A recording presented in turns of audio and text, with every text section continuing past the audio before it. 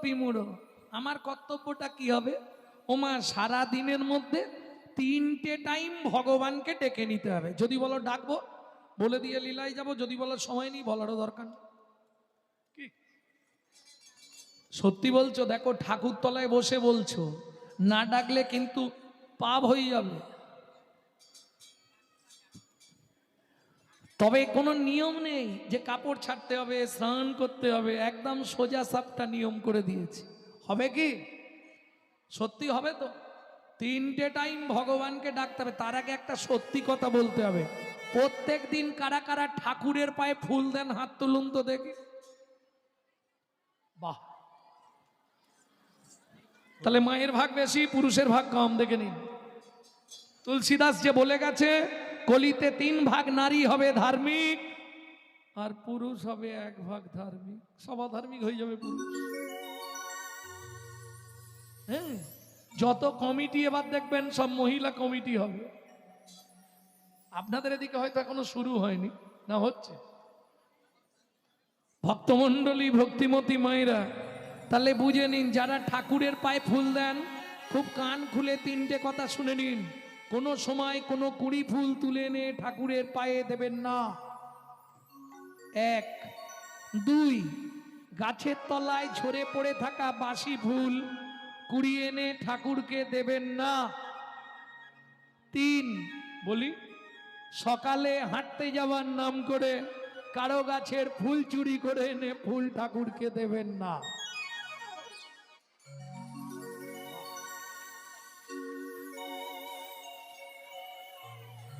মানে ওইটাই এখানে বেশি হয় দেখি। লাভ নেই গো মা, আমার কথাগুলো একটু শোনো। বাড়িতে ভাগবত আছে তো, 5ম স্কন্ধ রৌরব নরকের বর্ণনাটা পড়বে। একদম ওপেন বলে দিচ্ছি, এত ইউটিউব আছে।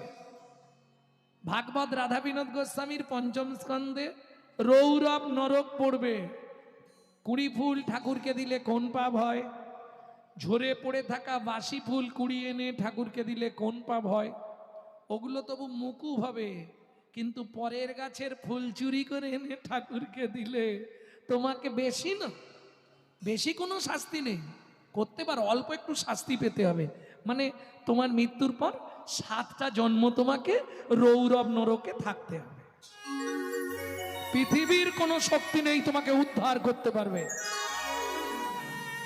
তাহলে আমি যে এতদিন ধরে ফুলটা এনে দিলাম, তাতে কোনো পুণ্য হলো না? অনেক পুণ্য হয়েছে। যে গাছ লাগিয়েছে তার অ্যাকাউন্টে জমা হয়ে গেছে।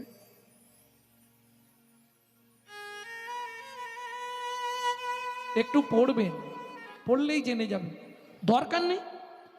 যার গাছে ফুল আছে দেখতে পাবেন, গিয়ে বলবেন, চম্পার মা 2টো ফুল নেবো গো। সে তো না বলবে না, কিন্তু সে গাছ লাগিয়ে রাখবে। তুমি 3টের সময় না ঘুমিয়ে সব ফুল তুলে নিয়ে পালিয়ে গেলে, সে 7টার সময় উঠে দেখছে কিচ্ছু নেই গাছ। সে তো এবার শুরু করবে, রাম পাঁচনি শুরু করবে। অপরাধ, এই পাপ করো না। ফুল যদি না দিতে পারো, মানুষ কিরকম দেখো, প্রত্যেক দিন খুব কম পক্ষে 400-500 টাকার বাড়িতে বাজার হবে, খুব কম হলে 200-300 টাকার বাজার লাগবেই প্রত্যেক দিন। তা থেকে 5 টাকার ফুল কেনা যাবে না? কিনবো না, লোকেরটা চুরি করে দেবো, হারামের মা। তুমি কি করার জন্য ফুলটা নিয়ে এলে? কি করবে বলে বলো? পূজা। পূজা, পূজা কাকে বলে? পু উ যা আ, 4টে কথা। পু উ যা আ, প্রবৃত্ত উপাচারে জগৎপতির মনকে আকৃষ্ট করার নাম পু উ যা আ। চুরির মালটা পবিত্র হলো কি করে? নিজেই ভাবো। কি গো, এটা তো বুঝতে হবে। এটো এটো শুদ্ধ, বুঝো কি? এটোয় এটো শুদ্ধ, মল শুদ্ধ মলে। আর ঘোড়ার লোমে পুজো হয়, জানে কি সকলে? এ হলো তত্ত্ব। তত্ত্ব মানেই বাঁধাকপি, ছাড়ালেই বের হবে। হ্যাঁ, চারটে জিনিস যত ভালো করে পুজো করেন, সমাজের চারটে নিকৃষ্ট জিনিস ভগবানকে না দিলে ভগবান খুশি নয়, জানেন? উচ্ছিষ্ট উদ্গার, মরার কাপড়, মরার হাড়। উচ্ছিষ্ট উদ্গার, মরার কাপড়, মরার হার, এই চার হয় কৃষ্ণ সেবার উপাচার। এই চার হয় কৃষ্ণ সেবার উপাচার। খালি পুজো করে ফেললেই হবে, লোকের কাছে ফুল চুরি করে? ও মায়েরা, তাহলে বুঝে নিলেন, একবারে 20 ফুল ভগবানের সেবায় চলবে না, যেগুলো ফুটে ঝরে পড়ে বাসি হয়ে গেছে ওগুলো চলবে না। মানে শুধু ফুল দিয়ে বিচার করলে হবে না, নিজের দিক থেকে বিচার করে এই 20 গুলো এখন ভগবানের সেবায় লাগবে না। আর যেগুলো একবারে ফুটে ঝরে গেছে, মানে 70 পেরিয়ে গেছে, ও আর ভগবানের সেবায় লাগবে না। কেন? সামনের পার্টি তো আউট হয়ে গেছে, আর তো হরি বলবো হবে হবে, ও আর চলবে না। কেন? ভালো করে বুঝে নিন। লালস্য উদ্বেগ জাগজাখিনতাং জড়িমঙ্গতা বৈরাগ্য ব্যাধিরস্য উন্মাদ মহামৃত্যুম দশম দশা। কি রাজাধিরাজ, কি ভিখারি, প্রত্যেকের জীবনে 10টা দশা আসবে। লালস্য উদ্বেগ জাগজাখিনতাং জড়িমঙ্গতা বৈরাগ্য ব্যাধিরস্য উন্মাদ মহামৃত্যুম দশম দশা। বোঝা গেল না? ভাঙতে হবে। লালসার উদ্বেগ, যখনই যৌবনে পা দিয়েছিলে, লালসা, ভালো খাবো, ভালো পরবো, ভালো বাড়ি করব, ভালো খাট কিনবো, ওয়াশিং মেশিন, আগে দোতলাটা 3 তলা করব, আশা। দেখবেন আমরা যত আশা করি তত কিন্তু কষ্ট পাই। আশা করতে ছাড়বো না। কেন? আমি বলছি না, শাস্ত্র বলছে আশারও ছলনে লোভিলি যাত না, আষাঢ় চলনে লোভিলি যাত না, আশারও ছলনে লোভিলি যাত না, আষাঢ় চলনে লোভিলি যাত না, কভু না ঘুচিল স্বপ্ন ঘোর, তবু না ঘুচিল স্বপ্ন ঘোর। প্রাণ খুলে গাও হরে কৃষ্ণ নাম, অলস পরাণ মাতিবে তো, ওরে প্রাণ খুলে গাও হরে কৃষ্ণ নাম, অলস পরাণ মাতিবে তো, অলস পরাণ মেতে যাবে, অলস পরাণ মেতে যাবে, কৃষ্ণ নামে গাইতে গাইতে অলস পরাণ মেতে যাবে, কৃষ্ণ নাম গাইতে গাইতে বলি অনায়াসে ভব পারে যাবে, হরি গাইতে গাইতে ভব পারে যাবে, এই কৃষ্ণ নাম গাইতে গাইতে অলস পরাণ মেতে যাবে, অলস পরাণ মেতে যাবে। আস্তে আস্তে আস্তে আস্তে। তাহলে বুঝে নিন, লালসার উদ্বেগ, জাগো যা ক্ষীণতাং জড়িমাঙ্গতা, যতদিন যাচ্ছে জড়িয়ে যাচ্ছি। এবার মাঝে মাঝে সংসারে অশান্তি হলে বৈরাগ্যান। কিরকম বৈরাগ্য? আর সংসার করবো নি, বৃন্দাবন চলে যাবো। তুই কি মাঝে মাঝে হয় না, এই নবদ্বীপ চলে যাবো, আর সংসারে থাকবো নি, অনেক করেছি তোমাদের জন্য। মাঝে মাঝে এই বৈরাগ্যটা আসে না, একে বলে মর্কট বৈরাগ্য, হনুমানের বৈরাগ্যের মতো। মর্কট বৈরাগ্য কেন বললাম জানেন? মর্কটের বৈরাগ্য কিরম জানেন তো? রাম ভক্ত হনুমান প্রচুর বড় ভক্ত। যখন রাম রাবণকে বধ করলো, এখন রাবণের যে স্ত্রী, অত বংশের কতগুলো বউ, কি করবে?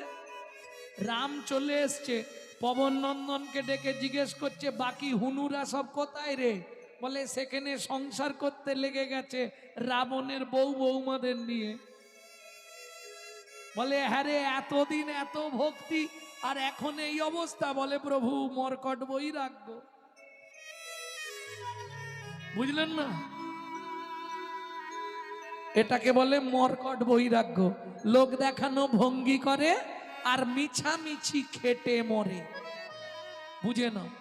হ্যাঁ, লোককে দেখানোর জন্য এইসব ভঙ্গি, মিছামিছি খাটনি করা। আগে ভেতরটা পরিষ্কার করতে হবে। ভেতর যদি পরিষ্কার না হয়, তুমি বাইরে লোক দেখিয়ে কিছু লাভ নেই।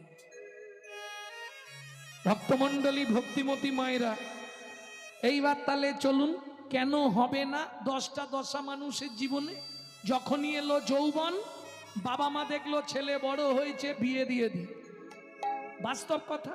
বিবাহ কারা করেছো? হাত তোলো দেখি। বিবাহ, আমি কিন্তু বিয়ে করার কথা বলিনি। বিবাহ।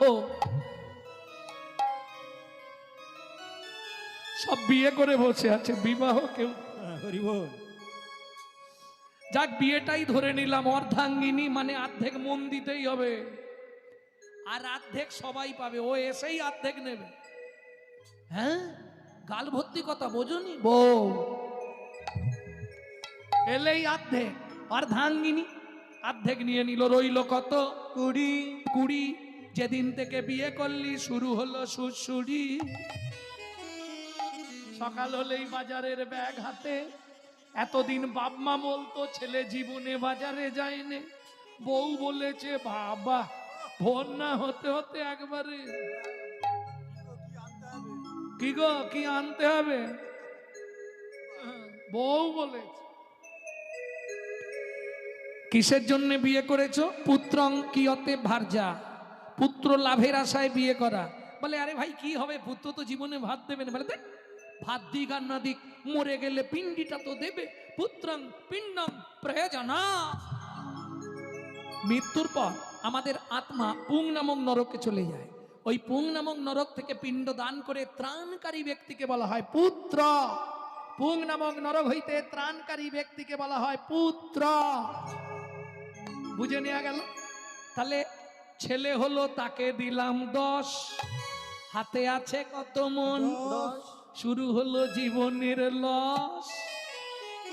আরে হাসলে হবে না, আশাই তো জগৎ। কি গো, ছেলে যখন বড় হয় বাবা মা আশা করে না ছেলের বিয়ে দেব, সুন্দর দেখে বউ মানবো, বৌমার রান্না ভাত খাবো। কিন্তু কলিযুগে হবে না, এক বালিশে পড়লে মাথা মনের কথা হয় গো যত। ওগো এক বালিশে পড়লে মাথা মনের কথা হয় গো যাতা। বাবা মাকে করে পহর, যাকে নিয়ে বাদলি ঘর। তুই বাবা মাকে করে বর, যাকে নিয়ে বাঁধলি ঘর। যাকে তুই বাসলি ভালো সে কি তোর সঙ্গে গেল? যাকে তুই বাসলি ভালো সে কি তোর সঙ্গে গেল? জীবকে শিক্ষা দেবার জন্য এটা করা আছে। কেন? শেষে গোবর ছড়া দিল রে, অমঙ্গলটা বিদায় হলো। শেষে গোবর সারা দিল রে, অমঙ্গলটা বিদায় হলো। বুঝে নেওয়া গেল? তাহলে ছেলের বিয়ে দিয়ে বউ মানলাম, তাকে দিলাম 5, হাতে আছে কত? বয়স বাড়ছে, শুরু হয়ে গেছে শিরায় শিরায় খাঁচ। 5 মিনিট বসার পরে এই যে যা সাইড খুঁজছে কোথা দিয়ে গলাবে। এইবার একটা নাতনি হয়েছে, ও দাদু ও দাদু ও ঠাকুমা ও ভজন হয়ে গেল। ও ঠাকুমা আর ভজন হবে? নাতনি হলো, তাকে দিলাম 3, হাতে আছে কত? 2, নাতনিকে দিলাম 3। এবার বসে বসে গুনছি শুধু, ও পারে যাবার দিন, ও বাড়ি যাবার দিন। দাদু আসন পেতে বসেছে, ভগবানকে ডাকবে, নাতনি এসে পিছন দিক দিয়ে ঘাড়ে উঠে পড়েছে, দাদু তোল তোল, দাদু তোল। ভজন শেষ, আর ভগবানকে ডাকা তখন নাতনিকে পাঁজা করে আদর করতেই সময় শেষ। কি? তাহলে হাতে আছে কত? 2। কখন ডাকবে জানো? এইবার বলছি, ছেলের গালাগালি, বৌমার মুখ ঝামটা খেলেই মন্দিরে, ওই যে নতুন মন্দির হচ্ছে তোমাদের রাস্তার ধারে, এলেই দেখবে মন্দিরে বিকেলের দিকে গিয়ে দেখবে বুড়িরাই বসে থাকে। বিকাল বেলা গিয়েই দেখবে কেউ যদি নাও থাকে 4-5টা বুড়ি বসে আছে ঠাকুর। তুলে নাও ভগবান, আমাকে তুলে নাও, তুলে নাও, আর পাচ্ছি না ঠাকুর, আমাকে তুলে নাও। শুধু তোমার চরণে একটাই নিবেদন, যাবার আগে যেন নাথ জামাইটা দেখে মরতে পারি। যা ছিল নিজের কাছে 2, নাথ জামাইয়ের হাতে দিয়ে শ্মশানে গিয়ে শুই। ছিল নিজের কাছে 2, নাথ জামাইয়ের হাতে দিয়ে শ্মশানে গিয়েছো। তোর ভজন সাধন হলো না রে, ভজন সাধন হলো না রে। তবে এলি খেলি আর চলে গেলি, ভজন সাধন হলো না রে। এলি খেলি আর চলে গেলি, আমার রাধা গো হরি, এলি খেলি আর চলে গেলি, শুধু এলি খেলি আর চলে গেলি। ভজন সাধন হলো না গো, ভজন সাধন হলো না রে। ও মায়েরা, তাহলে 3টে টাইম ভগবানকে ডাকতে হবে। এবার বলে দিয়ে, রাত্রি হয়ে যাচ্ছে। কখন কখন ডাকবেন? মধ্যাহ্নকাল মানে যৌবনকাল। 24 ঘন্টার যৌবনকাল কোনটা? দুপুর বেলা। প্রত্যেককে ভাতের থালা নিয়ে বসতে হয়। শুধু ভাতের থালায় একটা প্রণাম করবেন, কোনো নিয়ম করতে হবে না। কি বলবেন? ভজনে চ জনার্দনম, হে জনার্দন আমি সেবায় বসলাম, তুমি সাক্ষী থেকো। কি উপকার পাবেন এতে? লিখে রাখুন। 3টে উপকার আপনার জীবনে বাঁধা। কি কি 3টে উপকার? আপনি যত জন্ম মানব কুলে জন্মাবেন, জীবনে কোনোদিন অন্যের কষ্ট হবে না। 2, খাদ্যনাল আর শ্বাসনাল পাশাপাশি দুটো খাল। এদিকের মাল যদি হয় বেসামাল পাঁচু, তাহলেই তুমি স্ট্যাচু। যদি খেতে বসে মরেও যাও, তুমি গোলক বৈকুণ্ঠ ধাম প্রাপ্তি হয়ে যাবে। 3, যার জিনিস তাকে না জানিয়ে খেলে ওটা চুরি করে খাওয়া হয়, আর চুরির মাল পেটে গেলেই ডিস্টার্ব হবে। পেট কারো ভালো নেই। হ্যাঁ, 100 জনের মধ্যে 90 জনের পেট নষ্ট হয়ে গেছে, খারাপ। আগে তোমার ইচ্ছায় পেট চলতো, এখন পেটের ইচ্ছায় তোমাকে চলতে হয়। কিরে, কি খাবি রাত্রে? না, দুটো মুড়ি খেয়ে ঘুমাবো। হ্যাঁ, এখন তোমার ইচ্ছায় চলবে না, ওর ইচ্ছায় তোমাকে চলতে হবে। অনিত্বানি শরীরানি বিভব নৈব স্বাদ সত্যং নিত্যং সন্নিহিতং মৃত্যুং কর্তব্যং ধর্মো সঞ্চয়। শুধু মনে রেখো, মানুষ মৃত্যু পিছনে ঘুরছে, সময় পেলেই তোমাকে উল্টাবে। আসতে, তাহলে বুঝে নিলেন। 1 নম্বর ডাকা শেষ। 2 নম্বর, কখন ভগবানকে ডাকবে? রাত্রিবেলা সব খাওয়া দাওয়া মিটে গেল, বিছানায় যাবে, শোবার আগে শুধু বালিশটাকে একটা প্রণাম করে শুয়ে পড়ুন, ভগবানকে ডাকাচ্ছে। কি বলবে? শয়নে পদ্মনাভঞ্চ, হে পদ্মনাভ আমি শয়নে যাচ্ছি। সকালে যদি সেন্টার খোলে তো ভালো, যদি না খোলে তোমার চরণে একটু জায়গা দিও।